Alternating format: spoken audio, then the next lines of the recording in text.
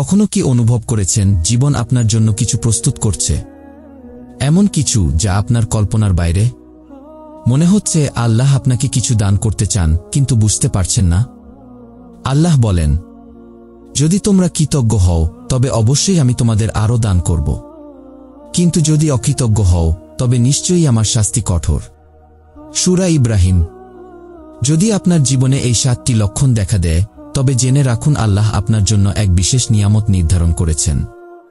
আসুন এই লক্ষণগুলো সম্পর্কে জানি এবং নিজেদের জীবন পরিবর্তন করার সুযোগ নেই। প্রথম লক্ষণ, ইবাদতে আগ্রহ বৃদ্ধি পায়। যখন আল্লাহ কাউকে বিশেষ কিছু দিতে চান, তখন প্রথম যে পরিবর্তনটি তার জীবনে আসে তা হল ইবাদতের প্রতি আগ্রহ বৃদ্ধি। আপনি লক্ষ্য করবেন, আগে যেখানে নামাজ পড়তে অলসতা লাগত, সেখানে এখন মন থেকে তীব্র ইচ্ছা জাগছে। কুরআন তিলাওয়াত করতে ভালো লাগছে, দোয়া করতে গেলে মনে হচ্ছে আল্লাহ আপনাকে শুনছেন, এমনকি নফল ইবাদতের প্রতিও মনোযোগ বৃদ্ধি পাচ্ছে।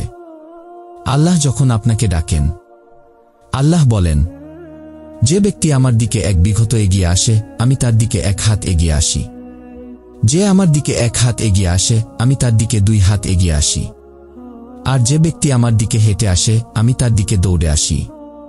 সহিহ বুখারী। যদি আপনার মনে ইবাদতের জন্য আকর্ষণ অনুভূত হয়, তাহলে বুঝে নিন এটি আল্লাহর বিশেষ অনুগ্রহ। তিনি আপনাকে কাছে ডাকছেন, কারণ তিনি আপনাকে ভালো কিছু দিতে চান। দ্বিতীয় লক্ষণ, গুনাহ থেকে বিরত থাকার মনোভাব সৃষ্টি হয়। যখন আল্লাহ আপনাকে কিছু দিতে চান, তখন তিনি আপনাকে পাপ থেকে দূরে রাখার ব্যবস্থা করেন। আপনি অনুভব করবেন, যেসব গুনাহ আগে সহজ মনে হতো, এখন সেগুলো করতে গেলে মনে অস্বস্তি লাগে। আপনি নিজের ভুলগুলো উপলব্ধি করছেন এবং সেগুলো থেকে ফিরে আসতে চাইছেন। আল্লাহ বলেন, যে ব্যক্তি আল্লাহকে ভয় করে, আল্লাহ তার জন্য পাপ থেকে বাঁচার রাস্তা বের করে দেন এবং তাকে এমন জায়গা থেকে রিজিক দেন যা সে কল্পনাও করতে পারে না। সূরা আত-তালাক। কিভাবে বুঝবেন যে আল্লাহ আপনাকে গুনাহ থেকে ফিরিয়ে আনছেন? পাপ করার পর অন্তরে ভয় কাজ করে। আগে যেসব গুনাহ সহজে করতেন, এখন সেগুলো করলে মনে অপরাধবোধ হয়। পাপের প্রতি বিতৃষ্ণা জন্মায়। গান শোনা, গীবত করা, মিথ্যা বলা বা হারাম কিছু দেখা, এসব থেকে নিজেকে সরিয়ে রাখতে ইচ্ছা হয়। তওবার জন্য অন্তরে আগ্রহ জাগে। মনে হচ্ছে আল্লাহর কাছে ফিরে যেতে হবে, ক্ষমা চাইতে হবে এবং জীবনের পরিবর্তন আনতে হবে। নেক আমলের প্রতি আকর্ষণ বাড়ে, দানস্তকা করতে ইচ্ছা করে, দোয়া করতে গেলে চোখে পানি চলে আসে এবং ইসলামের বিধান মেনে চলার আগ্রহ বাড়ে।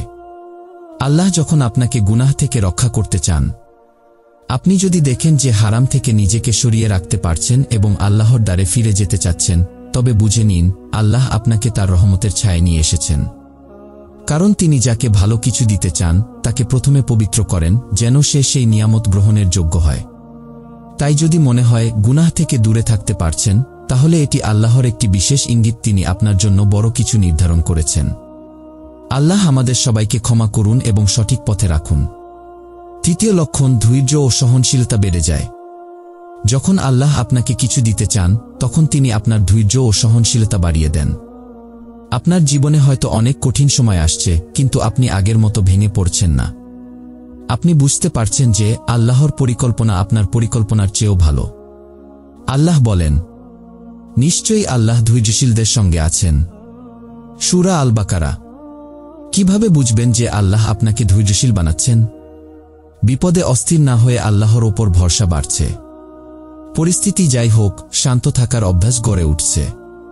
মানুষের বাজে কথায় বা অন্যায়ের প্রতিশোধ নেওয়ার বদলে ক্ষমা করতে ইচ্ছা করছে। অপেক্ষার শক্তি বৃদ্ধি পাচ্ছে, যা চাইছেন তা পেতে দেরি হলেও হতাশ হচ্ছেন না। আল্লাহ যখন আপনাকে ধৈর্যশীল বানাচ্ছেন, কষ্ট বা কষ্টদায়ক পরিস্থিতিকে আল্লাহ ধৈর্য শেখানোর মাধ্যম বানান। আপনি ধৈর্যশীল হলে আপনার জন্য আল্লাহর রহমতের দরজা খুলে যায়।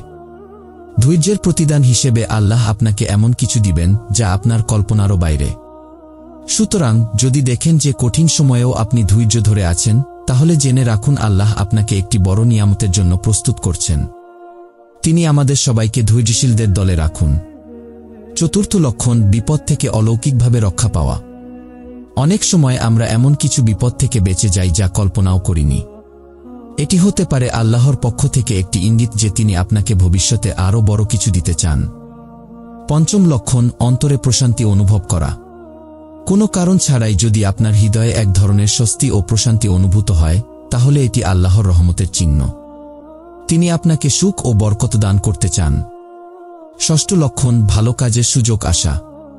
আপনার জীবনে যদি হঠাৎ করেই ভালো কাজের সুযোগ আসে বা এমন কিছু কাজ করতে পারেন যা আপনার জন্য কল্যাণকর হবে, তবে বুঝতে হবে যে এটি আল্লাহর ইচ্ছায় হচ্ছে।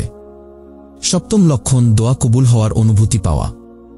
যদি দেখেন যে আপনার দোয়া দ্রুত কবুল হচ্ছে অথবা এমন কিছু ঘটছে যা আপনার দোয়ার সাথে মিলে যায়, তাহলে বুঝতে পারবেন যে আল্লাহ আপনাকে কিছু দিতে চান এবং আপনার প্রতি সন্তুষ্ট। যদি আপনার জীবনে এই লক্ষণগুলো দেখা যায়, ইবাদতে আগ্রহ বাড়ে, গুনাহ থেকে বিরত থাকতে ইচ্ছা করে, ধৈর্যশীলতা বেড়ে যায়, তাহলে বুঝে নিন আল্লাহ আপনাকে বিশেষ কিছু দিতে চান। এখনই আপনার করণীয়, আল্লাহর সাথে সম্পর্ক আরও গভীর করুন, নেক আমল বাড়ান এবং গুনাহ থেকে দূরে থাকুন। আল্লাহর পরিকল্পনার ওপর পূর্ণ ভরসা রাখুন। আপনার জীবনে এই লক্ষণগুলোর কোনটি দেখা গেছে? কমেন্টে জানাতে ভুলবেন না।